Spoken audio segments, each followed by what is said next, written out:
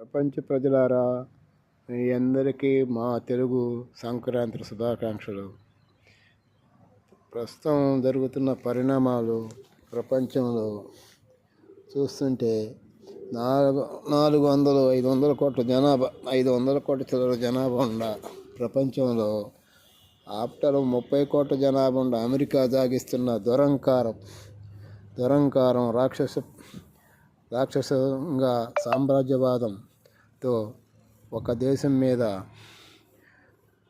పోయి అక్కడ సైనిక చర్య చేసి అధ్యక్షుడిగా ఉన్న అధ్యక్షుడి భార్యని అధ్యక్షుడిని కిడ్నాప్ చేసి మన దేశపోయి ఇప్పుడు మళ్ళీ కొత్తగా నేను వెనిజులా అధ్యక్షుడిని చెప్పటం ఎంత బలిసిన పనో అది ఒక్కసారి ఆలోచించండి.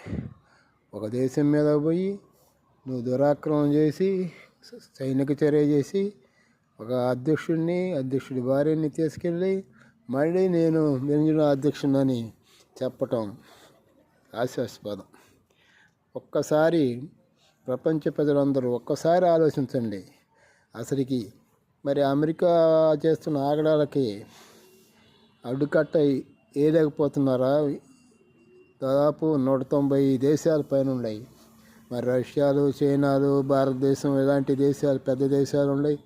మరి ఈయనందరూ కలిస్తే అసలు వాడు ఎక్కడుంటాడో కూడా ఎవడికి తెలియదు.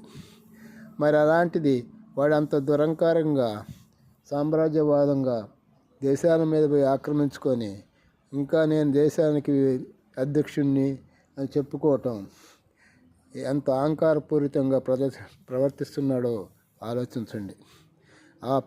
దానికి తోడు వాడు ఒక పిచ్చి తుగ్గులక్కడ శాసనాలు చేస్తాడు. వాడి మనసులో ఏది దడితే అది చేస్తాడు. ఇలా ఇదే జరిగింది. వెనిజులాని చేశాడు. మీరందరూ చూస్తూ ఉన్నారు, అన్ని దేశాలు, అన్ని ప్రపంచ ప్రజలందరూ. కానీ మరి అట్టనే చైనా మీదో భారతదేశం మీద వచ్చి అటాక్ చేసి అధ్యక్షుడిని చేసిపోయి నేనే ఈ దేశానికి పరిపాలన చేసే అధ్యక్షుడు, ప్రధానమంత్రిని అంటాడు. జరగబోయే పరిణామాలు ఇవే.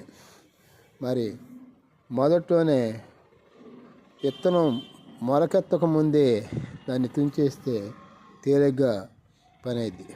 అదొక మానయ్యో చెట్టు అయ్యి దాన్ని మనం ప్రకలించి పీకేయాలంటే చాలా కష్టం. అందుకని ప్రపంచ ప్రజలందరూ ఆలోచించాల్సింది ఒకటే, ఈ దురంకారాన్ని, ఈ సామ్రాజ్యవాదాన్ని అరికట్టాలంటే ప్రపంచంలో 3 దేశాలు ఉన్నాయి: రష్యా, చైనా, భారత్. ఈ 3 ఏకమైతే ఈ అమెరికా కాదు, వాడు తాతయ్య కూడా దిగి వస్తాడు.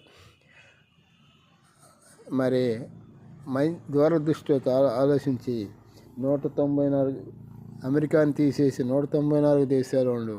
ఒక్కసారి ఆలోచించండి, పాలకులు, ప్రజలు అందరూ.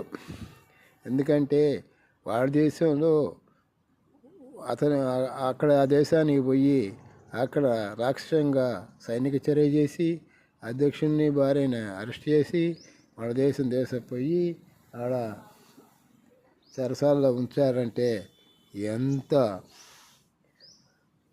దురదృష్టకరమో ఒక్కసారి ఆలోచించండి. ఇలాంటి పరిణామాలు ప్రపంచంలో జరగకుండా ఉండాలంటే అమెరికాని అదో పాతాళ లోకానికి తొక్కాలి. తొక్కినప్పుడే ప్రపంచ ప్రజలందరూ శాంతి కాముకులుగా ప్రవర్తిస్తారు. ప్రపంచంలో శాంతి వర్ధిల్లుతుంది. కానీ మీరు ఈ దేశాలన్నీ, ఇప్పుడు ప్రపంచంలో ఉన్న దేశాలన్నీ ఏకమయ్యి అమెరికాని కట్టడి చేయకపోతే నాకెందుకంటే ఆ వెనిజులాకు పెట్టిన గతే మిగతా దేశాలకు పట్టుద్ది.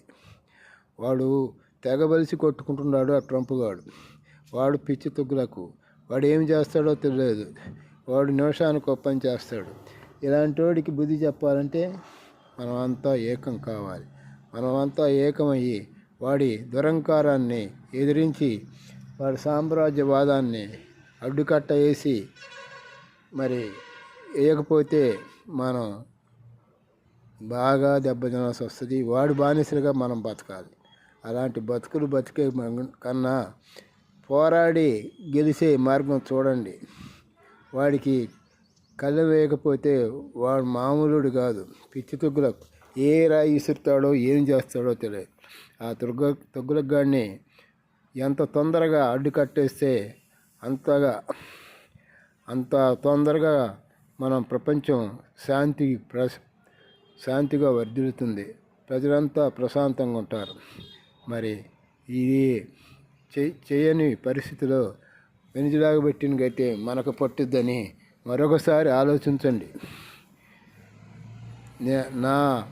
ఇది నా సొంత మైండ్ తోటి ఆలోచించింది.